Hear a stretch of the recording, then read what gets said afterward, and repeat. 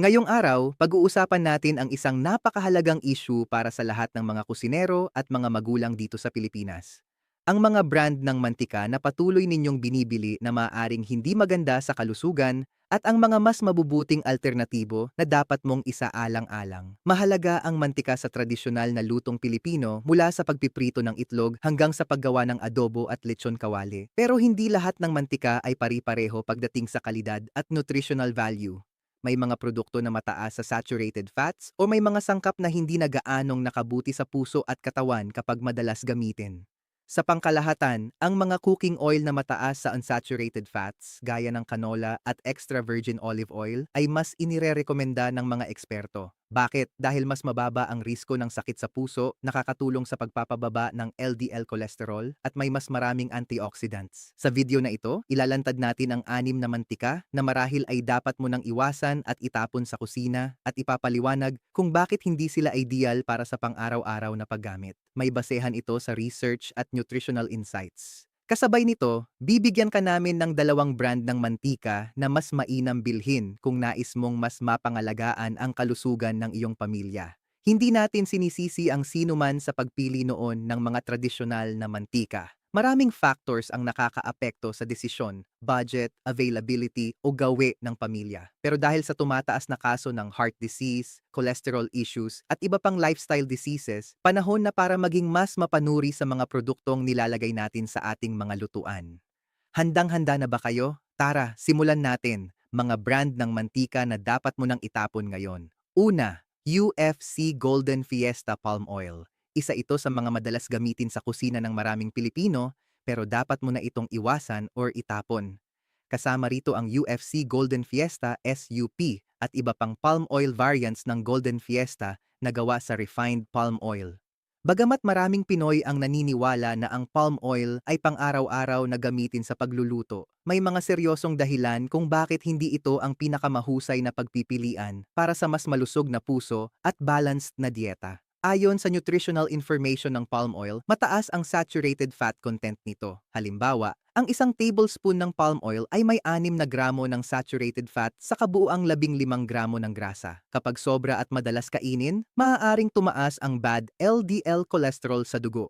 Ang mataas na saturated fats ay isang risk factor sa mga sakit sa puso at iba pang chronic illnesses. Kahit may konting omega-6 at omega-siyam fats ang palm oil, hindi pa rin ito kasing heart-friendly ng ibang alternatives tulad ng canola or olive oil. Ang mga health experts ay kadalasang nagre-rekomenda ng limitadong paggamit ng mga tropical oils gaya ng palm oil, lalo na kung paulit-ulit itong ginagamit sa pritong pagkain o sa mataas na init ng pagluluto. Bukod pa rito, kapag ang palm oil ay isa sa mga cheapest cooking oil at sobrang refined, maaaring mawala ang ilan sa mga beneficial compounds habang nananatili ang mataas na saturated fat. Isang kombinasyon na hindi ideal kung kalusugan ang prioridad. Ayon sa ilang nutritional reviews, kapag sobrang pinainit ang palm oil, posibleng bumuo ito ng mga harmful compounds na hindi mainam para sa regular na konsumo. Sa madaling salita, kung layunin mo ay bawasan ang panganib ng heart disease, high cholesterol, at iba pang metabolic issues sa pamilya mo, dapat mo nang isaalang-alang na palitan ang ganitong klase ng palm oil ng mas low saturated fat alternatives. Sa susunod na mamili ka ng mantika sa groceries, isipin mo na kung paano ito makakaapekto sa kalusugan mo sa mahabang panahon, not lang kung gaano ito mura o kadali gamitin sa kusina. Pangalawa, Minola Palm Oil. Isa rin ito sa pinakakilalang mantika sa maraming kusina ng Pilipino dahil sa abot-kayang presyo at madaling makita sa grocery. Pero tulad ng ibang palm oil, mataas ito sa saturated fats na maaaring magpataas ng LDL cholesterol at nauugnay sa sakit sa puso kapag madalas gamitin. Bagamat may natural antioxidants gaya ng carotenoids ang hindi refined na palm oil, karamihan sa commercial palm oils ay highly refined para tanggalin ang kulay at lasa na nagreresulta sa pagbaba ng nutritional benefits.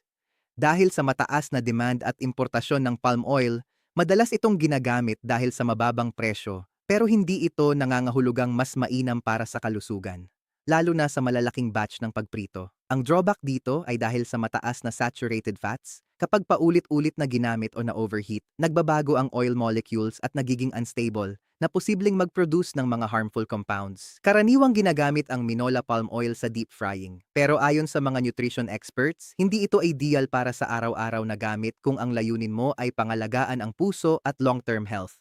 Ngayong araw, pag-uusapan natin ang isang napakahalagang issue para sa lahat ng mga kusinero at mga magulang dito sa Pilipinas.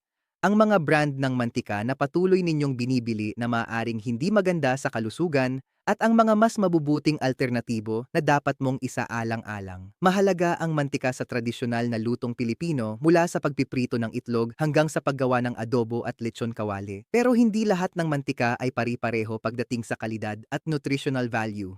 May mga produkto na mataas sa saturated fats o may mga sangkap na hindi na gaanong nakabuti sa puso at katawan kapag madalas gamitin. Sa pangkalahatan, ang mga cooking oil na mataas sa unsaturated fats, gaya ng canola at extra virgin olive oil, ay mas inirerekomenda ng mga eksperto. Bakit? Dahil mas mababa ang risko ng sakit sa puso, nakakatulong sa pagpapababa ng LDL cholesterol, at may mas maraming antioxidants. Sa video na ito, ilalantad natin ang 6 na mantika na marahil ay dapat mo nang iwasan at itapon sa kusina at ipapaliwanag kung bakit hindi sila ideal para sa pang-araw-araw na paggamit. May basehan ito sa research at nutritional insights. Kasabay nito, bibigyan ka namin ng 2 brand ng mantika na mas mainam bilhin kung nais mong mas mapangalagaan ang kalusugan ng iyong pamilya. Hindi natin sinisisi ang sino man sa pagpili noon ng mga tradisyonal na mantika. Maraming factors ang nakakaapekto sa desisyon, budget, availability o gawi ng pamilya. Pero dahil sa tumataas na kaso ng heart disease, cholesterol issues at iba pang lifestyle diseases, panahon na para maging mas mapanuri sa mga produktong nilalagay natin sa ating mga lutuan. Handang-handa na ba kayo? Tara, simulan natin. Mga brand ng mantika na dapat mo nang itapon ngayon. Una, UFC Golden Fiesta Palm Oil. Isa ito sa mga madalas gamitin sa kusina ng maraming Pilipino, pero dapat mo na itong iwasan or itapon. Kasama rito ang UFC Golden Fiesta SUP at iba pang palm oil variants ng Golden Fiesta na gawa sa refined palm oil. Bagamat maraming Pinoy ang naniniwala na ang palm oil ay pang-araw-araw na gamitin sa pagluluto, may mga seryosong dahilan kung bakit hindi ito ang pinakamahusay na pagpipilian para sa mas malusog na puso at balanced na dieta. Ayon sa nutritional information ng palm oil, mataas ang saturated fat content nito. Halimbawa, ang isang tablespoon ng palm oil ay may 6 na gramo ng saturated fat sa kabuuang 15 gramo ng grasa. Kapag sobra at madalas kainin, maaaring tumaas ang bad LDL cholesterol sa dugo. Ang mataas na saturated fats ay isang risk factor sa mga sakit sa puso at iba pang chronic illnesses. Kahit may konting omega-6 at omega-siyam fats ang palm oil, hindi pa rin ito kasing heart-friendly ng ibang alternatives tulad ng canola or olive oil. Ang mga health experts ay kadalasang nagre-rekomenda ng limitadong paggamit ng mga tropical oils gaya ng palm oil, lalo na kung paulit-ulit itong ginagamit sa pritong pagkain o sa mataas na init ng pagluluto. Bukod pa rito, kapag ang palm oil ay isa sa mga cheapest cooking oil at sobrang refined, maaaring mawala ang ilan sa mga beneficial compounds habang nananatili ang mataas na saturated fat. Isang kombinasyon na hindi ideal kung kalusugan ang prioridad. Ayon sa ilang nutritional reviews, kapag sobrang pinainit ang palm oil, posibleng bumuo ito ng mga harmful compounds na hindi mainam para sa regular na konsumo. Sa madaling salita, kung layunin mo ay bawasan ang panganib ng heart disease, high cholesterol, at iba pang metabolic issues sa pamilya mo, dapat mo nang isaalang-alang na palitan ang ganitong klase ng palm oil ng mas low saturated fat alternatives. Sa susunod na mamili ka ng mantika sa groceries, isipin mo na kung paano ito makakaapekto sa kalusugan mo sa mahabang panahon, not lang kung gaano ito mura o kadali gamitin sa kusina. Pangalawa, Minola Palm Oil. Isa rin ito sa pinakakilalang mantika sa maraming kusina ng Pilipino dahil sa abot-kayang presyo at madaling makita sa grocery. Pero tulad ng ibang palm oil, mataas ito sa saturated fats na maaaring magpataas ng LDL cholesterol at nauugnay sa sakit sa puso kapag madalas gamitin. Bagamat may natural antioxidants gaya ng carotenoids ang hindi refined na palm oil, karamihan sa commercial palm oils ay highly refined para tanggalin ang kulay at lasa na nagreresulta sa pagbaba ng nutritional benefits. Dahil sa mataas na demand at importasyon ng palm oil, madalas itong ginagamit dahil sa mababang presyo, pero hindi ito nangangahulugang mas mainam para sa kalusugan, lalo na sa malalaking batch ng pagprito. Ang drawback dito ay dahil sa mataas na saturated fats, kapag paulit-ulit na ginamit o na-overheat, nagbabago ang oil molecules at nagiging unstable, na posibleng mag-produce ng mga harmful compounds. Karaniwang ginagamit ang Minola palm oil sa deep frying, pero ayon sa mga nutrition experts, hindi ito ideal para sa araw-araw na gamit kung ang layunin mo ay pangalagaan ang puso at long-term health. May posibilidad na haluan ito ng mas murang seed oils gaya ng soybean or corn oil upang mapababa ang gastos sa produksyon. Dahil dito, maaaring tumaas ang polyunsaturated fat content na mas hindi stable sa mataas na init. Batay sa food chemistry studies, ang oils na may mataas na polyunsaturated fats ay mas madaling mag-oxidize, lalo na kapag paulit-ulit ginagamit sa pagpiprito. Ang oksidasyon na ito ay maaaring maglabas ng compounds na hindi ka nais-nais para sa kalusugan kapag sobra at madalas ang exposure. Kaya kung nais mo talagang makuha ang benepisyo ng canola oil na suportado ng pananaliksik, mas mainam pumili ng kilala at transparent na brand na may malinaw na labeling at quality control. Sa usapin ng kalusugan, mas mahalagang siguraduhin ang kalidad kaysa sa pagtitipid na maaaring magdulot ng mas malaking gastos sa hinaharap. Pang-anim, Pure Gold Palm Oil. Ang private label cooking oils tulad ng Pure Gold Palm Oil ay kilala sa pagiging abot-kaya at madaling makita sa maraming supermarket. Totoo, malaking tulong ito sa budget ng pamilya lalo na sa panahon ngayon na tumataas ang presyo ng mga bilihin.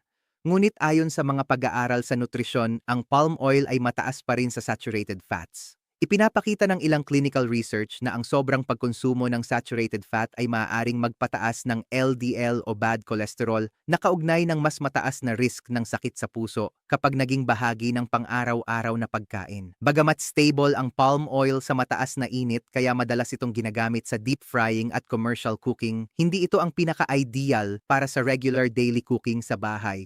Maraming health organizations ang nagrerekomenda na mas piliin ang oils na mas mataas sa unsaturated fats, tulad ng mga mayaman sa mono at polyunsaturated fats, na mas nakakatulong sa heart health kapag ginamit ng tama at sa tamang dami. Mura ang palm oil dahil sa malawakang produksyon at importasyon sa global market. Praktikal ito? Oo. Pero kung ang layunin mo ay pangalagaan ang pangmatagalang kalusugan ng pamilya, mas mainam na limitahan ito sa occasional use lamang, lalo na sa deep frying. Sa araw-araw na pagluluto, gisa, saute, or light frying, mas mabuting pumili ng mas heart-friendly na alternatibo at gamitin pa rin ang tamang portion control. Sa huli, hindi lang presyo ang dapat isaalang-alang kundi ang epekto nito sa kalusugan sa paglipas ng panahon. Dalawang brand ng mantika na dapat mo nang bilhin ngayon. Una, Jolly Heartmate Canola Oil. Kung mas iniisip mo ngayon ang kalusugan ng puso ng buong pamilya, ang Jolly Heartmate Canola Oil ay isang matalinong pagpili. Kilala ang canola oil bilang mayaman sa monounsaturated fats, ang uri ng good fats na mas friendly sa puso. Ayon sa mga pag-aaral mula sa mga organisasyon tulad ng American Heart Association, ang pagpapalit ng saturated fats ng mas maraming unsaturated fats ay maaring makatulong sa pagpapababa ng LDL o bad cholesterol na konektado sa mas mababang risk ng heart disease. Isa pa, magandang piliin ang canola oil dahil sa mababa nitong saturated fat content kumpara sa ibang karaniwang mantika. Meron din itong omega-3 at omega-6 fatty acids na mahalaga para sa overall heart health kapag bahagi ng balanced diet. Para sa mga pamilyang Pilipino na mahilig sa pritong isda, manok o gulay, malaking tulong ang pagkakaroon ng mas maingat na oil choice sa araw-araw na pagluluto. Praktikal din ito sa kusina. Neutral ang lasa kaya hindi naaapektuhan ang tunay na sarap ng adobo, sinigang na may pritong sahog o simpleng ginisang gulay. Mataas din ang smoke point nito kaya bagay sa deep frying, sautéing at pan frying. Hindi lang ito usapin ng presyo. Ito ay investment sa mas mahabang, mas malusog na buhay para sa pamilya. Kung nanonood ka pa rin ng video na ito at nakakatulong sa'yo ang mga impormasyong ito, paki-comment ng numero 1 sa ibaba para malaman namin na nandito ka. At kung hindi ka pa nakasubscribe, inirerekomenda kong mag-subscribe ka at i-on ang bell notification para hindi mo makaligtaan ang mga susunod na videos. Ang iyong suporta ay tumutulong sa amin na makagawa pa ng magagandang content para sa'yo. Pangalawa, pure and natural olive oil o extra virgin olive oil. Bagamat mas mataas ang presyo kumpara sa ibang cooking oils, ang extra virgin olive oil o EVO ay patuloy na nirerekomenda ng mga nutrition experts at cardiologists dahil sa mataas nitong antioxidants, lalo na ang polyphenols at heart-healthy monounsaturated fats. Ayon sa maraming clinical studies, kabilang ang mga research tungkol sa Mediterranean diet, ang regular na paggamit ng olive oil ay may kaugnayan sa mas mababang risk ng heart disease, stroke, at chronic inflammation. Ang mga natural compounds nito gaya ng oleocanthal ay may anti-inflammatory properties na kahalintulad ng mild effects ng ilang anti-inflammatory medications ngunit natural na galing sa pagkain.